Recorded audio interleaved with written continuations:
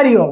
ഏവർക്കും വൃന്ദാവനത്തിന്റെ യൂട്യൂബ് ചാനലിലേക്ക് സ്നേഹപൂർവ്വം സ്വാഗതം. ഞാൻ എസ് ദേവനന്ദൻ. ഇന്ന് നമ്മൾ ചർച്ച ചെയ്യാൻ പോകുന്നത് 2024 മെയ് മാസ ഫലമാണ്.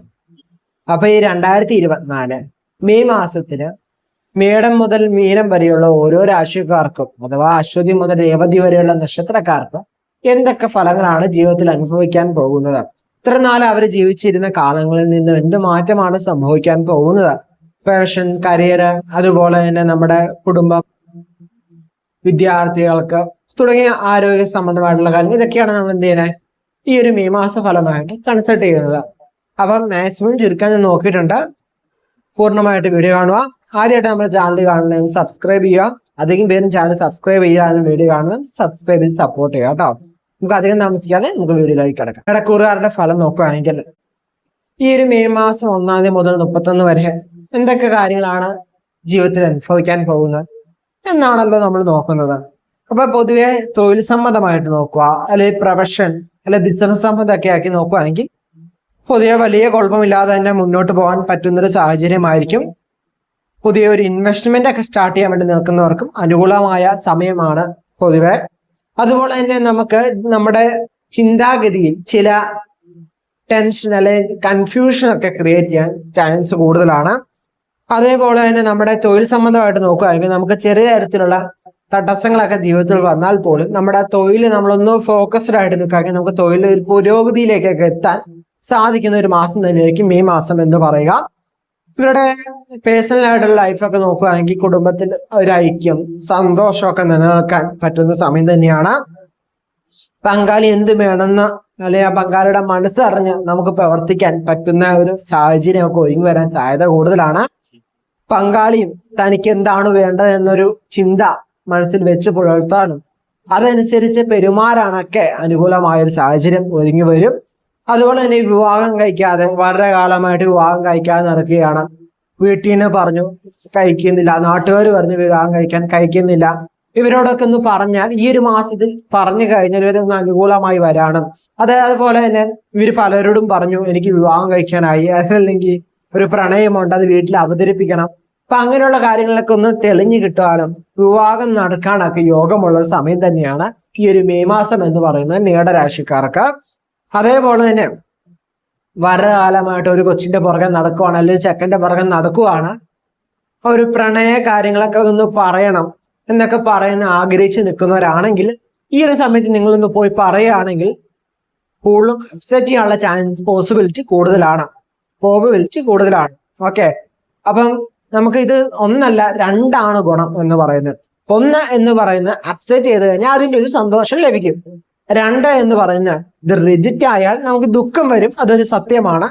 എന്നാൽ പോലും ആ ദുഃഖത്തിനപ്പുറം നമുക്ക് വീണ്ടും ആ ഒരു കൊച്ചിനെ അല്ലെങ്കിൽ ആ കുട്ടീനെ തന്നെ ചിന്തിച്ച് നടക്കേണ്ട സമയം നമുക്ക് ലാഭം കിട്ടുകയും നമുക്ക് ഒന്നെങ്കിൽ മറ്റൊരു കുട്ടിയെ നോക്കുകയാണോ അല്ലെങ്കിൽ നമ്മുടെ കരിയർ, ലൈഫ്, ഗോള് അതൊക്കെ നോക്കി കുറച്ചുകൂടി ഫോക്കസ്ഡ് ആയിട്ട് നമുക്ക് മുന്നോട്ട് പോകാൻ പറ്റും. കാരണം നമ്മുടെ ഒരു ഡിസ്ട്രാക്ഷൻ എന്ത് ചെയ്യും അവിടെ നിന്ന് മാറിക്കിട്ടും.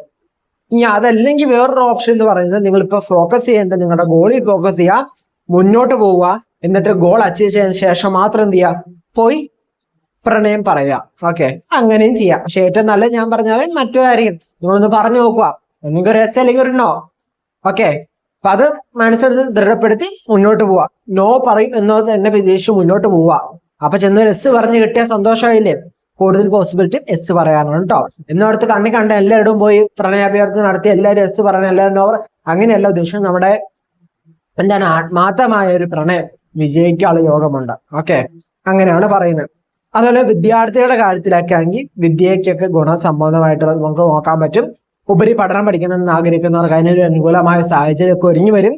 അതുപോലെ തന്നെ വിദ്യാർത്ഥികൾക്ക് ലോൺ എടുക്കണമെങ്കിൽ അതിനുള്ള യോഗങ്ങളൊക്കെ കിട്ടും.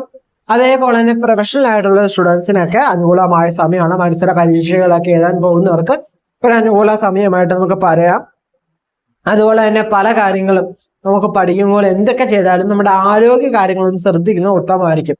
ഓക്കെ, പഠനം ആരോഗ്യം മാറ്റിവെച്ച പഠനം എന്നൊരു ഫോക്കസ് വേണ്ട. രണ്ടും എന്ത് ചെയ്യുക, ഒപ്പം തന്നെ നമ്മൾ എന്ത് ചെയ്യുക, മുന്നോട്ട് കൊണ്ടുപോകാൻ ശ്രമിക്കുക. അതേപോലെ തന്നെ നമുക്ക് ഈ ഒരു സമയത്ത് മെയ് മാസത്തില് അല്ലെങ്കിൽ ഒരു മേടരാശിക്കാർക്ക് വെച്ച് നോക്കുകയാണെങ്കിൽ ചൂട് പൊതുവെ കൂടുതലായിട്ട് വരാനുള്ള ചാൻസ് കൂടുതലാണ്. സോ ഇവർക്ക് നേത്ര സംബന്ധമായുള്ള പ്രശ്നങ്ങൾക്ക് ഒരു സാധ്യത കൂടുതലാണ്. കണ്ണിന് പുകച്ചില, കണ്ണിനൊരു ചൂട് ഒക്കെ അനുഭവിക്കുന്ന യോഗമുള്ള സമയമാണ്. നമുക്ക് അമിതമായ ടെൻഷൻ ഒക്കെ വരാനുള്ള ചാൻസ് കൂടുതലാണ്. കണ്ണൊക്കെ അമിതമായ ഒരു ഉഷ്ണം തോന്നാനും മനസ്സിനൊരു ചെറിയ തരത്തിലൊരു ദുഃഖമൊക്കെ വരാനും സാധ്യത കൂടുതലാണ്. എന്നിരിക്കലും പൊതുവെ മനസ്സന്തോഷമൊക്കെ ലഭിക്കും. ആ ടെൻഷൻ, ഓവർ തിങ്കിങ് ഒക്കെ ഒന്ന് കുറയ്ക്കുന്നത് ഉത്തമമായിരിക്കും. ശുഭകാര്യങ്ങളൊക്കെ നമ്മുടെ ജീവിതത്തിൽ നടന്നു തന്നെ വരും കേട്ടോ. ഇത്രയൊക്കെയാണ് മേടരാശിക്കാരെ കുറിച്ച് പറയാനുള്ളത്. അപ്പൊ ഇത്രയൊക്കെയാണ് പൊതുവെ ഓരോ രാശിക്കാരുടെ ഫലം എന്ന് പറയുന്നത്. നിങ്ങൾക്ക് മനസ്സിലായത് വിചാരിക്കുന്നു. ഇതിനൊക്കെ സംശയങ്ങളുണ്ട് താരെ കമന്റ് ചെയ്യുക കേട്ടോ. അപ്പൊ ഈ ഫലങ്ങളൊക്കെ കേട്ടിട്ട് ടെൻഷൻ അടിച്ചും സന്തോഷിച്ചും ഒക്കെ നിൽക്കുന്നുണ്ടാവും നിങ്ങൾ ഓരോരുത്തരല്ലേ. അപ്പം ഇതൊക്കെ പറയാനുള്ളത് ഞാൻ പറഞ്ഞ പോലെ തന്നെ കോമൺ പ്രഡിക്ഷൻ ആണ്, ഇത് മനസ്സിലാക്കുക. അത് മാത്രമല്ല, നല്ല ഫലക്കാര് ചുമ്മാ ഇരുന്ന് കഴിഞ്ഞാൽ നമുക്ക് ഒരു നല്ല ഫലവും കിട്ടൂല. നമ്മുടെ കർമ്മത്തിനാണ് നമുക്ക് ഫലം കിട്ടുന്നത് അല്ലെ.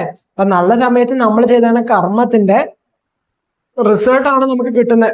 ഒന്നും ചെയ്യാതിരുന്നാൽ നമുക്കൊരു റിസൾട്ടും കിട്ടില്ല, മനസ്സിലാക്കുക. ദോഷഫലമുള്ളവർ ചെയ്യേണ്ടത് അടങ്ങി ഒതുങ്ങി ഇങ്ങനെ വീട്ടിൽ കയറി അടങ്ങാതിരിക്കുക. ഇരുന്നിട്ട് ഒരു കാര്യം ഉണ്ടാവില്ല, നിങ്ങൾക്ക് ഒന്നും കിട്ടാൻ പോണില്ല. നിങ്ങൾ പരിശ്രമിക്കുക, ഇപ്പൊ പരിശ്രമിക്കുക. ചിലപ്പോ നിങ്ങൾക്ക് ഇപ്പൊ റിസൾട്ട് കിട്ടിയെന്ന് വരില്ല തന്നെ. നിങ്ങൾക്ക് നല്ല സമയം വരുമ്പോൾ റിസൾട്ട് കിട്ടും. അല്ലെ നിങ്ങൾക്ക് കിട്ടുന്ന ടൈമിൽ നിങ്ങൾക്ക് ആ റിസൾട്ട് കിട്ടും. അത് നിങ്ങൾ പരിശ്രമിക്കണ്ടേ. ഒരു ജോലി കിട്ടണം, ജോലി കിട്ടാൻ യോഗമുണ്ട് എന്ന് പറഞ്ഞ് ചുമ്മാ വീട്ടിൽ കിടന്ന് എന്നാ മോനെ പിടിച്ചോ ജോലി, അല്ല എന്നാ മോളെ പിടിച്ചോ ജോലി എന്ന് പറഞ്ഞാൽ ആരും കൊണ്ടുവരില്ല. നമ്മളത് വർക്ക് ചെയ്യണം, അതിനു വേണ്ടി അന്വേഷിക്കണം. അതുപോലെ മോശം സമയമാണെങ്കിൽ നമുക്ക് നല്ല വർക്ക് കിട്ടാൻ ചാൻസ് ഉണ്ട്. അല്ലെങ്കിൽ നല്ലൊരു ഓപ്പർച്യൂണിറ്റി നമുക്ക് വന്നു, നമ്മൾ പറയാം ഇപ്പൊ മോശം സമയം, ഇപ്പൊ ഞാനില്ല, മാറി നിൽക്കണ്ട, നിങ്ങൾ ചെയ്യുന്നേ. നമുക്ക് പറഞ്ഞ എപ്പോഴും പറയാറുണ്ട്, എന്റെ പോയിന്റ് ഓഫ് വ്യൂ എന്ന് പറഞ്ഞാൽ നമ്മൾ ലോജിക്കും കൂടി ചിന്തിക്കണം. ഓക്കെ, ലോജിക്കും കൂടി ചിന്തിച്ച് മാത്രം നമ്മുടെ നമ്മളൊരു നല്ലൊരു പ്രധാനപ്പെട്ട കാര്യങ്ങൾ എടുക്കുമ്പോൾ ഒരു പേഴ്സണൽ കൺസൾട്ടേഷൻ നടത്തിയ ശേഷം മാത്രം ഒരു പ്രധാനപ്പെട്ട കാര്യത്തിലോട്ട് പോവാം. നമ്മുടെ വ്യക്തി, കാരണം കോമൺ പ്രഡിക്ഷൻ അറിഞ്ഞിട്ട് നമ്മളൊരു ഡിസിഷൻ എടുത്തു കഴിഞ്ഞാൽ തെറ്റാൻ ചാൻസ് കൂടുതലാണ്. നിസ്സാര കാര്യങ്ങൾക്കൊക്കെ കോമൺ പ്രഡിക്ഷന്റെ റിസൾട്ട് അല്ലെങ്കിൽ ആ ഇത് മതി. ബട്ട് നമ്മുടെ ഫ്യൂച്ചറിനെ ബാധിക്കുന്നു, അല്ലെങ്കിൽ നമ്മുടെ ലൈഫിനെ ബാധിക്കുന്ന ഒരു വിഷയമാണെങ്കിൽ നമ്മൾ പേഴ്സണൽ കൺസൾട്ടേഷൻ ചെയ്ത് മാത്രം മുന്നോട്ട് പോവാ കേട്ടോ. അത് എന്തൊരു വിഷയത്തിലായാലും നിങ്ങൾക്ക് വിശ്വാസം ന്യൂമറോളജി ആണോ, ഓക്കെ, ന്യൂമറോളജി കൺസൾട്ട് ചെയ്യുക, എന്നിട്ട് പോവാ. ഓക്കെ, ആ രീതിയിലൊക്കെ ചെയ്യുക. അപ്പം ഈ പറഞ്ഞേക്കണ കാര്യങ്ങളൊക്കെ പൂർണ്ണമായിട്ട് മനസ്സിലാക്കി ചെയ്യാൻ ശ്രമിക്കുക. പറഞ്ഞേക്കണ കാര്യങ്ങളിൽ നിന്നും എന്ത് ചെയ്യാ, നിങ്ങൾ മനസ്സിലാക്കണ്ടേ, ഇതിൽ നിന്ന് ലോജിക്കോട് ചിന്തിക്കാൻ. ഇത് പൊതുഫലമാണ് മനസ്സിലാക്കുക. കോമൺ പ്രഡിക്ഷൻ ആണ്. നിങ്ങൾക്ക് ഓരോരുത്തർക്കും ഓരോ രീതിയിലും ഫലം മാറും അല്ലേ. നമ്മുടെ ജാതകം വെച്ച്, നമ്മുടെ ജാതകത്തിൽ ഓരോ ഗ്രഹങ്ങൾ നിൽക്കുന്ന പൊസിഷൻ വെച്ച് നമ്മുടെ ഫലം മാറ്റം വരും. പിന്നെ നമ്മൾ ചെയ്ത കർമ്മത്തിന്റെ ഫലം നമുക്ക് ലഭിക്കും. നമ്മൾ ചെയ്യുന്ന ഹാർഡ് വർക്കിന്റെ റിസൾട്ട് നമുക്ക് ലഭിക്കണം. നമ്മൾ സ്മാർട്ട് വർക്ക് ചെയ്ത് അതിന്റെ റിസൾട്ട് കിട്ടണം. നമ്മുടെ ചക്ര എങ്ങനെയാണ്, നമ്മുടെ ഓറ എങ്ങനെയാണ്, ഓറ എനർജി ഒക്കെ എങ്ങനെയാണ്, നമുക്ക് ഓരോരുത്തർക്കും വ്യത്യാസമുണ്ട് അല്ലേ. സോ അതനുസരിച്ച് നമ്മുടെ ഓറയുടെ എനർജി ഒക്കെ ഓരോരുത്തർക്കും വ്യത്യാസമാണ്. സോ അതനുസരിച്ച് നമ്മുടെ ഫലവും മാറും എന്ന് മനസ്സിലാക്കുക. ഇതൊക്കെ നമുക്ക് കണക്ട് ചെയ്ത് മാത്രമേ നമുക്കൊരു പ്രഡിക്ഷൻ ആയിട്ട് നമുക്ക് പറയാൻ പറ്റുള്ളൂ അല്ലേ. അപ്പൊ ആ കാര്യങ്ങൾ ശ്രദ്ധിക്കാം. ആസ്ട്രോളജി മാത്രമായിട്ട് നമുക്ക് നമ്മുടെ ജാതകം പരിശോധിക്കാൻ മാത്രമേ നമുക്ക് വ്യക്തിപരമായിട്ട് പ്രശ്നം അറിയാൻ പറ്റുള്ളൂ. ചാരഫലമാണ് അല്ലെ. ചാരഫലം എന്ന് പറയുന്നത് നമ്മളെ എന്താണ്, നമ്മുടെ മനസ്സിലേക്കാണ് കൂടുതലായിട്ട് ബാധിക്കുക എന്ന് പറയുക.